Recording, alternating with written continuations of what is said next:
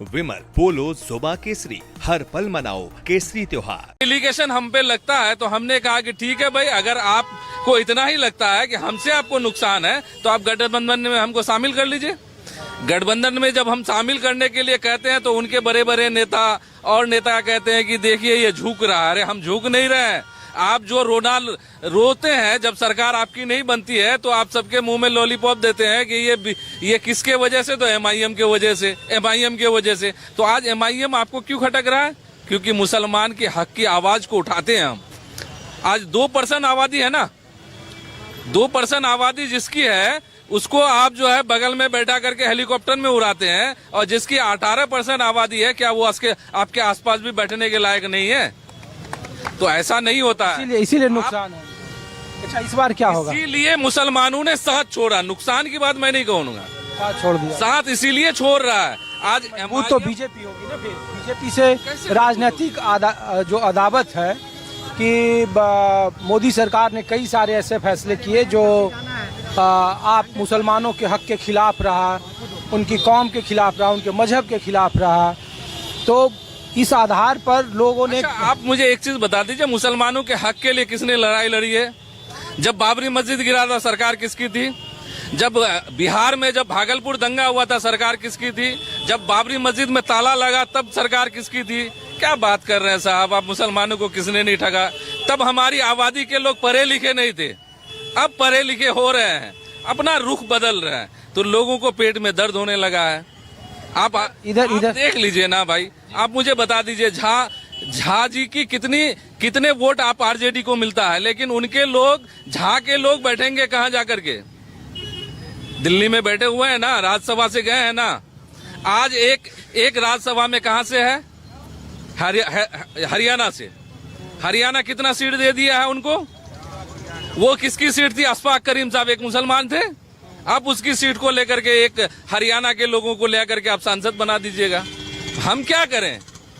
आप तो मजबूर कर रहे हैं, इसीलिए नुकसान होता है, इसीलिए लोग समझ नहीं पाते हैं। और क्या, लोग समझ रहे हैं, तभी 5 सीट आया था। और देख लीजिएगा आगे वाला, अख्तरुल ईमान साहब किसी के बलबूते इस मकाम में नहीं पहुंचे हैं। उनकी अपनी मेहनत और उनके लगाव और उनकी राजनीति पहचान और उनके मुंह में जो अल्लाह ताला ने जो जवान दिया है, उसके वजह से आज इस मकाम में पहुंचे हैं कि लोग पहले सिर्फ पटना के दफ्तरों में घुमा करते थे, आज हमारी वो हैसियत हो गई कि पूरे बिहार के लोग किशनगंज में आते हैं अख्तरुल साहब से मिलने के लिए कि सर हमें भी कहीं से टिकट दे करके खड़ा कर दीजिए। ये हैसियत किशनगंज वालों के लिए और हम सीमांचल वालों के लिए अख्तरुल ईमान ने खड़ा किया। सर शुक्रिया। हाँ, और कुछ लोगों के पास सर बिहार में सर जिसकी 14% की आबादी है वो मुख्यमंत्री बनना चाह रहा है, और जो 2% की आबादी है सर तो उप मुख्यमंत्री बनना चाह रहा है। तो 18% वाले सर कल तक दरी बिछाते थे बिहार में, अब दरी नहीं बिछाएंगे, अब हिस्सेदारी चाहिए सर। अब सरकार हमारे एमआईएम के नेतृत्व में सर चलेगा सर। बिहार में पतंग ही चलिए। अब मैं कुछ और जगहों पर उस तरफ ले चलता हूँ और कुछ लोगों के पास बात करता हूँ। अब मैं आपको किशनगंज के ग्रामीण इलाकों में लाया हूं। दरअसल मैं उस गांव में लाया हूं जहां अलीगढ़ मुस्लिम विश्वविद्यालय की जो शाखा खुलनी थी वो इसी गांव में खुलना था, लेकिन काफी विवादों के बावजूद वो खुल नहीं पाया। तो आम लोग क्या सोचते हैं? कोचाधामन विधानसभा सीट है, AIMIM का गढ़ कहा जाता है। तो आम लोग किस तरीके से देखते हैं इस बार के विधानसभा चुनाव को? तो क्या नाम है आपका? मोहम्मद जुनेद आलम।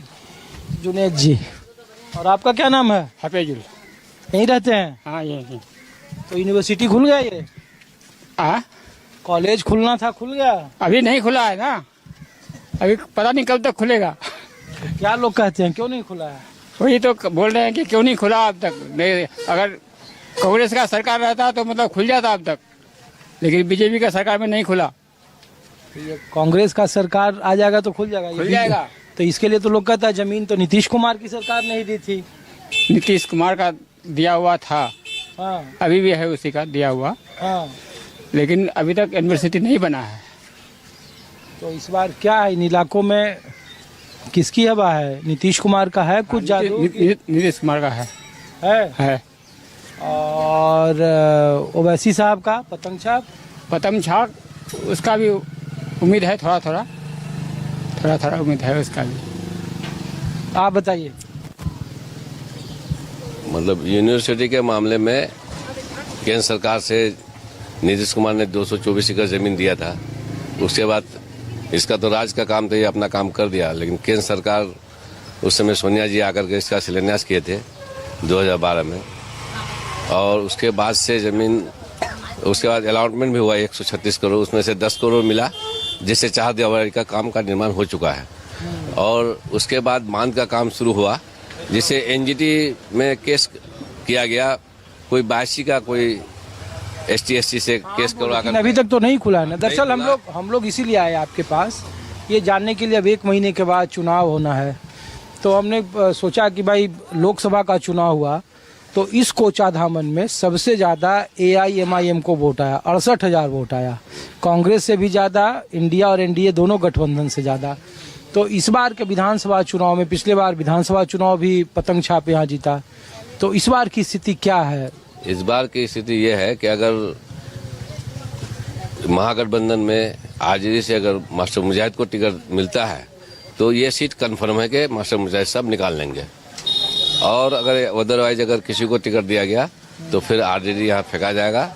और MIM का अभी कोई चेहरा सामने नहीं आया, 4 प्रत्याशी अभी मैदान में है। अब किसको टिकट मिलेगा नहीं मिलेगा, ओवैसी साहब का इधर करिश्मा है या उनमें था, लेकिन अभी अब नहीं रहा, इसलिए कि पहले जो 5 विधायक जीते हमारे यहाँ, लेकिन उनको रोक कर नहीं रख पाए, जिसके वजह से अब ये तो लोग उस समय जोश में आके दे दिए थे, लेकिन अभी तो विधानसभा का चुनाव है।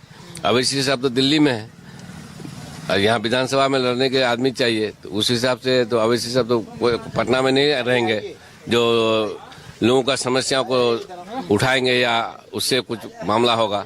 अवैसी साहब तो खाली नाम पर वोट ले लेते हैं, उसके बाद वो फिर चले जाते हैं। अब्दुल साहब ये बताइए कि इस बार के राजनीति में क्या है इधर किशनगंज सीमांचल में, क्योंकि 24 में भी लोकसभा में जब इंडिया और NDA आमने सामने थी, तब भी जिस विधानसभा में मैं खड़ा हूँ वहाँ 68,000 सबसे ज़्यादा वोट आए, लीड किया उन्होंने, बहादुरगंज में लीड किया, उनकी पार्टी टूट गई। लेकिन इस बार क्या है, राहुल गांधी ने वोट यात्रा, अधिकार यात्रा, इस सब का कुछ असर है या फिर यहाँ भी त्रिकोणीय लड़ाई है? देखिए, यहाँ पे भी त्रिकोणीय ही लड़ाई है, क्योंकि पिछले दफा जो चुनाव में लोग झोला भर करके MIM को वोट दिया था, लेकिन जो लोग जीतने के तो 1 साल भी नहीं पूरा, 11 महीने में ही वो दूसरी पार्टी ज्वाइन कर लिए, RJD ज्वाइन कर लिए।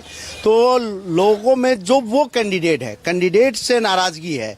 MIM से जुड़े लोग तो MIM को वोट करेंगे ही, लेकिन यहाँ पर अब जो ये मुजाहिद साहब हैं, जैसे ये यहाँ आ गए हैं, जैसे ये बता रहे हैं अभी जुनेद साहब कि उनको JDU के बड़े चेहरा थे, अब इधर शिफ्ट कर आ गए, तो इधर आने से जो है थोड़ा फर्क पड़ेगा। तो ये सीट अगर उनको मिलती है तो मेरे नजर में, मैं सीट पर नहीं पूछ रहा हूँ, मैं पूछ रहा हूँ कि इधर 5 सीटें पिछली बार MIM ने जीता यहाँ पे, इस बार वो स्थिति है?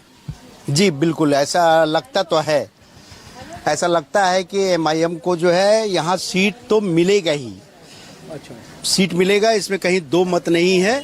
और गठबंधन का भी अच्छा खासा असर यहाँ पर रहेगा, क्योंकि किशनगंज सीट जो है वो कांग्रेस का 50 साल से उसका दबदबा रहा है और कांग्रेस ही जीतती आई है। लेकिन अभी तो एक बोल रहे थे MIM के समर्थक कि बाई इलेक्शन यहाँ से हार गए थे जावेद साहब की माता, क्योंकि उसको वो जावेद साहब अपने माता जी को टिकट दिलवा दिए थे, जिससे कांग्रेस कार्यकर्ताओं में जो है नाराजगी थी, तो इसलिए वो उनको कमरुल हुदा को मिल गया था। लेकिन इस बार लोग उनसे नाराज है। आपका क्या नाम है?